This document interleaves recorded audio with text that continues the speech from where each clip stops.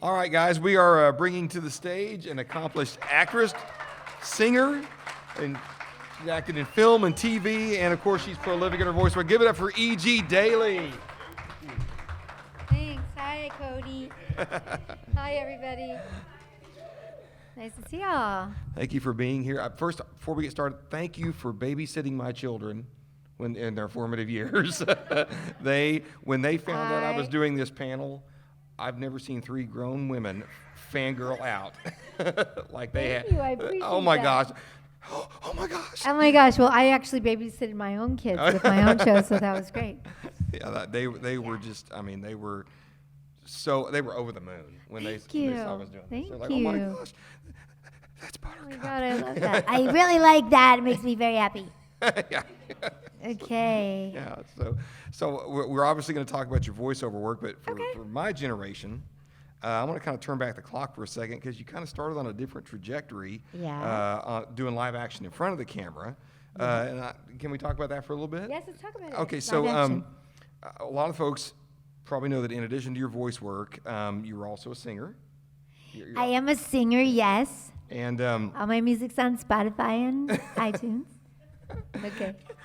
Oh, I saved it. Oh my God. Okay, go ahead. That's okay. But so I noticed that a lot of the projects you did, like in the movies and things like that, they had a performance aspect to them. Like you were on Fame. Yeah. And were those things that you did street music?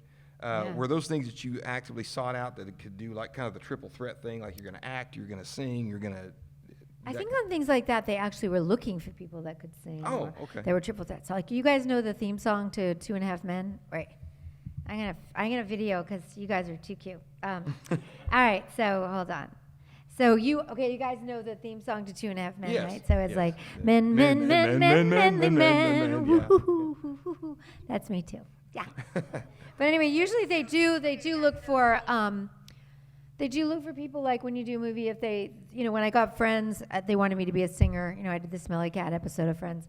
So they were looking for somebody who could sing and play guitar. So the good news is there's not that many actresses who play guitar and sing. So I'm always kind of at the top of the list over there. So okay, I was like, does that kind of give you an edge? It kind of does, yeah. Okay, all right. And of course, music is so fun. I mean, it's my favorite thing to do. I'm actually working on a new project called Scream and Cry, where I get to sing as well. And it's a very cool, edgy project, but I do sing in it as well. Oh, that's great. That's great. And I did notice, like, oh, that's, when I was, oh, that's her. You've done a lot of projects. Me. It's you. You've done a lot of projects in front of the camera that kind of ended up being kind of sort of like cultish type. Yeah. And I don't know if that's the right word, because Pee-wee's was a huge movie, so I don't know if you call it a cult movie, but like Streets of Fire, Better Off Dead. Those were these things that you like actively like? Did the material appeal to you because of its quirkiness, or were you just like, hey, it's a job, I'm going to take it? It just kind of happened to be that way. Oh, okay.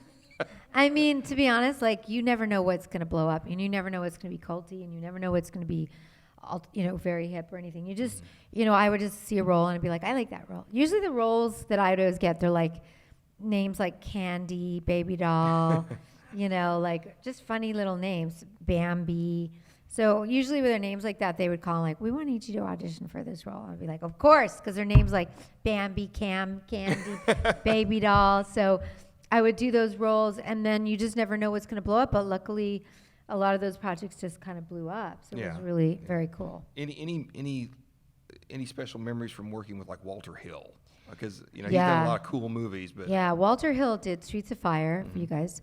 And I was Baby Doll in that movie with Diane Lane, and they had that song, I Can Dream About You. Yes, awesome song. Yeah. What a great song. Yeah. So I did do that movie, and Walter was huge, and I almost turned that part down, to be really? honest. Yeah, because I was sort of like, they had the role for Baby Doll, and I was like, I don't think I want to do it, because it didn't really seem that significant. It felt like she was just a body, and they just wanted a little body in the scene, but it wasn't anything like deep or meaningful or important to the plot or important to the script. Sometimes when you do those parts and they're not that important, you get cut out because if the movie's too long, they'll cut parts like that out. And I was kind of like, I don't really think this part is like going to be significant to the plot, really. But and it'll end up looking like an extra because I'll just be tagging around with. But I spoke to the director. I finally decided to do it because they were like, no, do it. And I spoke to the director, and they ended up writing this really sweet scene in there about me talking about songwriting. And so I felt like it mattered. It was a part that mattered to me. And so I try to like make sure they matter. The parts matter. And so any special... Hi, Cody. Any special memories about Valley Girl with a young Nicolas Cage? Yeah, Valley Girl was a blast. First of all, it's a very low budget movie, so we were all basically wearing our own clothes. And basically didn't make any money on that movie, which was fun. Yeah, the budget was like $600,000, I think. It was like nothing. Yeah, and everybody was making out with everyone in their trailer. that I can tell you. Okay. Everyone had a make out with at least everyone else at some point in their trailer, which was fun. That's what's fun about low budget movies. And that's bad, right? That was inappropriate. So anyway, so basically, I remember I had a really bad cold. This is my trivia for that movie. I had a really bad cold. Oh. Just ongoing cold during the whole filming of that movie. I just had this stuffy nose, basically. And I was on these herbal garlic pills because I thought, I got to knock this out naturally. Of course, poor Michael Bowen that I had to do another make-out scene with in the bedroom had to deal with my garlic make-out session. So that's a little trivia for you under the table. So it was fun. It was a really fun movie, and Martha Coolidge was an amazing director, is an amazing director. Was that her first movie she directed? She's done some other things. She's kind of a brilliant director, and she still does things. So, right. She's amazing, and Deborah Foreman was one of my good buddies, and we ended up later living together as roommates at one point in town. We both became friends, and we became roommates, so it was kind of cool. Okay. Yeah. And I have to ask about this or my wife will lynch me on the way home if I don't. So we rewatched Better Off Dead the other night, and you're the house band basically in the Better Off Dead than to live without you. So how many days did you work on that? I don't think I had a lot of time on that because I was just the singer in the dance, which was kind of memorable because they made this dress that looked like a fried wonton. Yeah, we were talking wow, look at that. Yeah, they made it for me. It was custom built, and they're like, "Do you want it?" I'm like, "No." I don't think I'll be taking that dress home. And so I did. That was a blast, and that was with John Cusack, and the director of that is Savage Steve. Yes, Savage Steve Holland. He's great, and he later cast me in Eek the Cat and some other animated shows because he does a lot of animation. So he and I worked together on that, and the trivia behind that was there was a moment where he wasn't sure if he wanted me to do one of the other roles. He was kind of torn between me doing one of the other lead characters and then he realized that I was the singer, and he was like, I got to get her to be the singer. So it was kind of fun. So did you interact with, obviously you don't have any scenes with John Cusack, but did you interact with him? Yeah, because we worked together on that. And also, I worked with John and Joan on another movie with C. Thomas Howell. I forget the movie. Granville, USA. It was kind of a weird movie. And then Joan Cusack and I got cut out. Again, our parts were little. Oh, yeah. So we got cut out. It was probably somewhere, the footage, but it was kind of fun. And it was a movie with John and Joan Cusack, and they, yeah. So around all this time, you also land Pee-wee's Big Adventure. Yeah. Dottie. Yeah. I'm a rebel, Dottie. Yeah. Did you go to the drive-in with me? So when you're working on Pee-wee's Big Adventure, that's kind of, I have to ask this, or again, people are going to ride me out of here on a rail, but you've probably been asked this 100 times. So Paul Reubens as Pee-wee is he's rising, and you could probably make the argument he's at the peak, and you've got this young director that no one knows who he is. Did anyone have any idea that Tim Burton was going to be Tim Burton when you were making, did you go, wow, this guy's going to be somebody? There was kind of like a whisper around that he was pretty brilliant, and he had done this special about a dog. Yeah. And so when I got cast, I didn't really have any idea. I just know that I got cast as Dottie, and just a regular audition at Warner Brothers, and then as we were filming, you could sort of see that he was pretty brilliant, and the sets were brilliant, and you were sort of like, wow, this is really fun, really cool. Yeah. And you could also tell that there was a lot of money being put into the movie. Oh, really? Yeah, you could tell by the sets and the way they were filming. I was kind of like, And I did a lot of movies, so I kind of knew.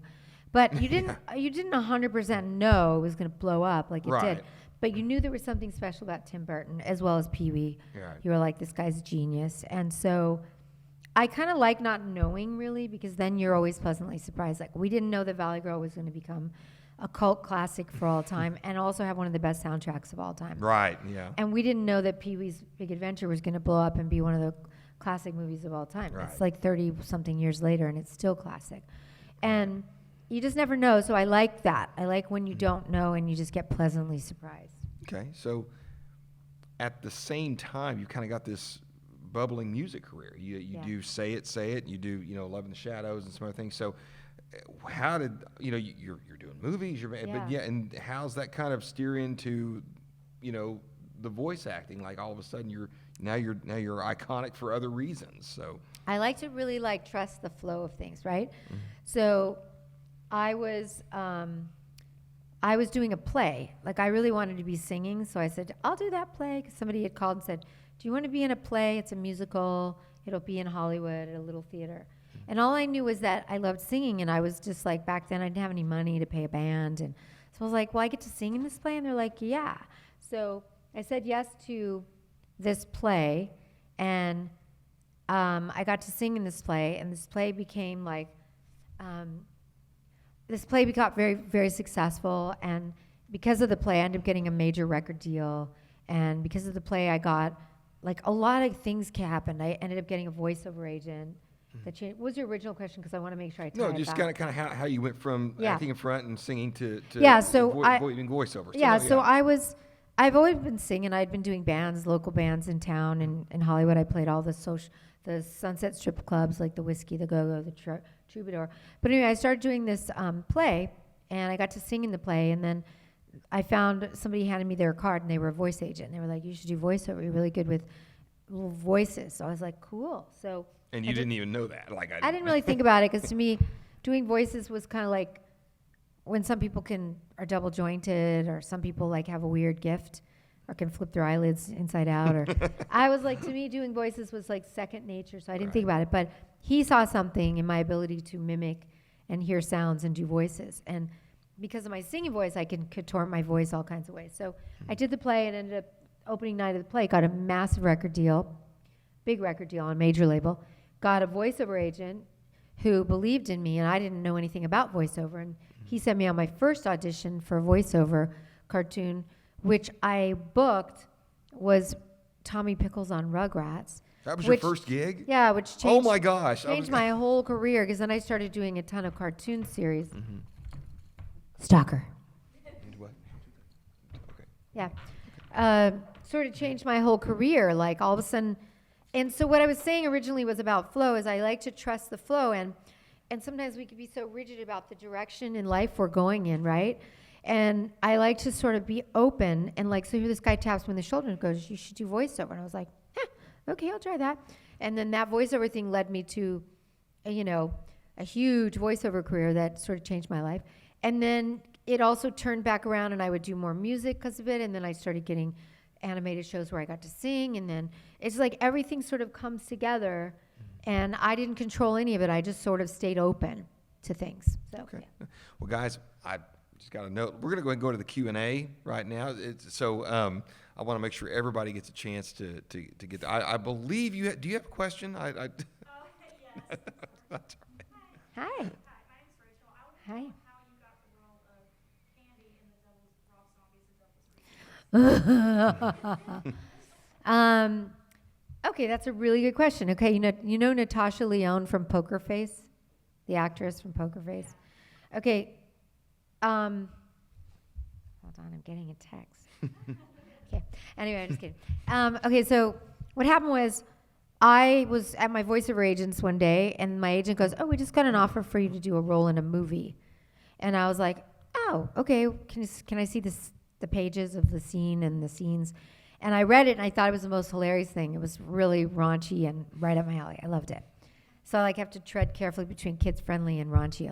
I like it. So I was like, wow, that's a really funny part. And I said, I will do it. Now, normally, oh, that's my housekeeper. Sorry. Anyway, normally, where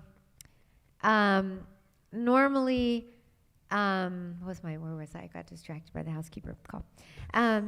You were talking about you had to balance between kid friendly. Yeah. So basically, then I was in the office, and I said, you know what? I love this part. It's really fun. I'll do it. And then she said, oh, by the way, it's a Lionsgate film, and by the way, you have to show up on the set today in a couple hours. Now, normally my schedule is really booked. For some weird reason, I was wide open for the next week and a half, which has not ever happened. And I was like, that's really ironic. And I ran to the set. And what happened was, I guess Natasha Lyonne had the role. And I guess she missed her flight from New York because she was supposed to do the role of Candy. And then I was, I guess, Rob's backup for that role. And so I did that role, which was a beautiful thing because then Rob ended up casting me as sex head in 31. And I established a relationship with Rob and Sherry. So you didn't have a relationship with Rob before? No, that? Really? He knew my work. I guess he was He knew my work because he's all into the culty things and the iconic things. So it kind of just worked out really beautifully. And then that's what I mean. Things just kind of flow sometimes, and good to just kind of see what comes sometimes. Yeah. Okay. All right. Yeah. Well, yes, sir. Good question. Hi, my name is Josh. Hi, Josh. Okay. My question for you is, during the production, finishing the production of the Powerpuff Girls movie, I just had to ask you, what is the most, the most awesome scene that you would, fun scene to product of your character, your most favorite scene to watch? In the Powerpuff Girls? Yeah, the movie. Oh, I love that. In the movie or just the episodes? Oh, I'm not talking about the actual movie, production and everything. Oh, God. Favorite scene to watch, but your character, so you guys, because mine happens to be when your character Buttercup started to play tag with the Me too. Me too. Tag. No, me too. I would say that. That's really cool. and then Bubbles are like, I'm gonna tag you guys now. I love it. Tag. You're it. I love it. Yeah. So fun. That's awesome. Yeah, good. I love that. We're on the same page, me and you. That's good. Anyone else? Yes, have- honey. How did you feel about the first time you saw that one scene from Rugrats where Chucky has that one dream that then About clowns or what? that he tells Tommy what's going on, but then Tommy turns around and is like, I'm not Tommy. Oh, yeah. Ooh. How did you feel about the first time, and was that you doing the voice? Or? It's usually me. Did it sound like, was it somebody else? Did Was it? it Dress McNeil who did Charlie Pickles? Oh, I think you're right. It's hard for me to remember. I've done so many hundreds and hundreds of episodes, but I think you're right. I don't think that was me. Still, how did you feel about that the first time you saw it? Ooh, yeah. Ooh, yeah. Yes, honey.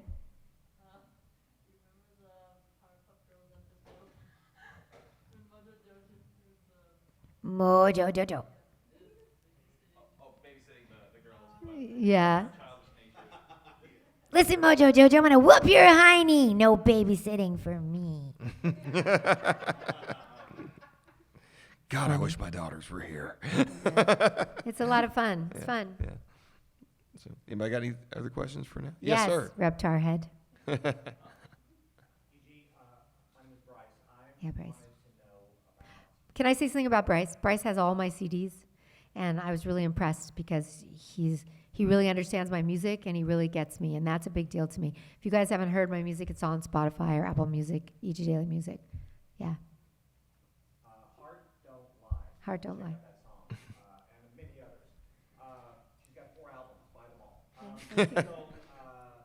in 1979, you were on Laverne and Shirley, Yes. and in 80 or 81, you were on Chips. I was just wondering, did you make out with any of those stars? I think I was kind of not ready to make out with anyone at that point. Yeah. No, seriously, did you have a good time on those 2 shows? Yes, that was a big deal. Like to get a Yeah. part on Laverne and Shirley at my age, I was like 16 or 15. I played the leader of the Angora Debs on Laverne and Shirley. And back then, the whole Happy Days thing was a big deal. Yes, Laverne it and Shirley was. Happy Days. Yeah. So to get cast right out of I was in high school, to get that role was a big deal to me. I was really excited. It was like I broke a big barrier getting to work on a really big show, a famous, popular show. And, it's fun to be able to look back and say, gosh, I have footage of myself in different places online from the time I was a little kid till now. That's like decades and decades and decades. It's really cool. I'm very grateful.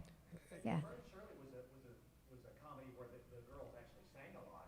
Yeah. The other actors sang. Yeah. Did you get a chance to sing with them at all? No, I just did a little guest star. I was a brat, and that was it.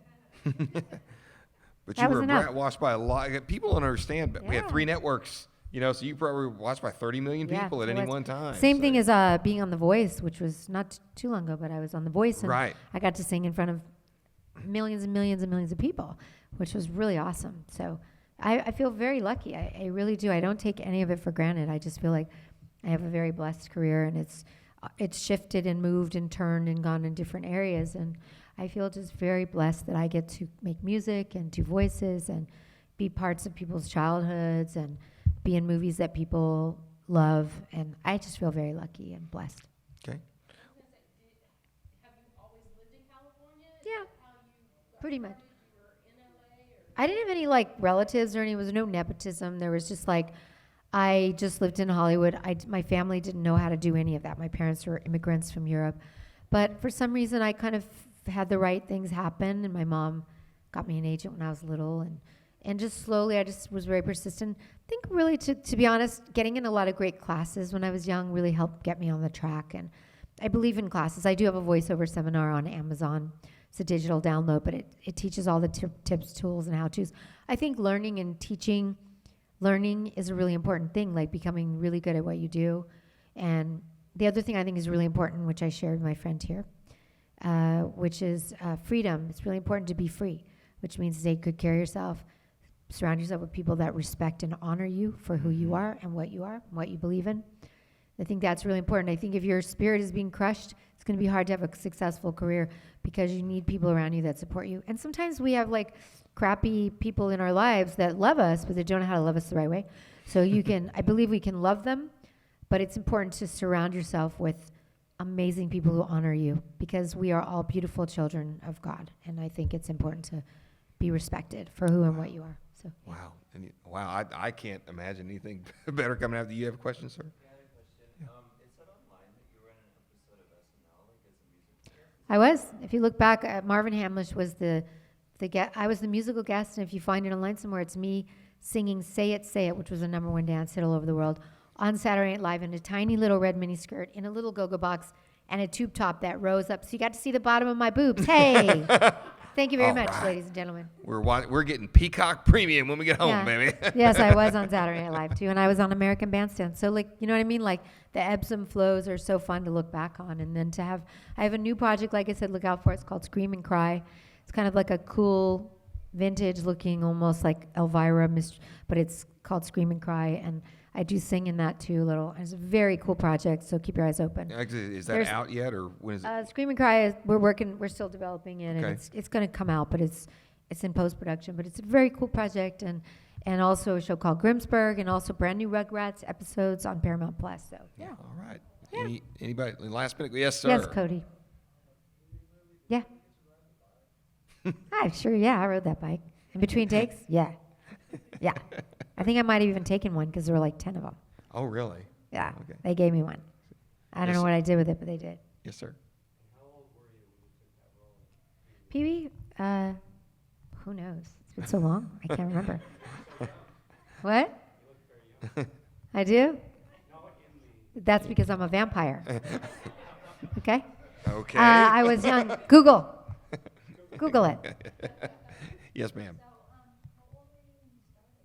I was probably, I got an agent when I was 8 years old, and I went on auditions, and I hated it, and I didn't book anything till I was probably 15. So I didn't know what I was doing, but I learned every time I got a no. I was like, why is it always a no? I was like, oh, because I don't know what I'm doing yet.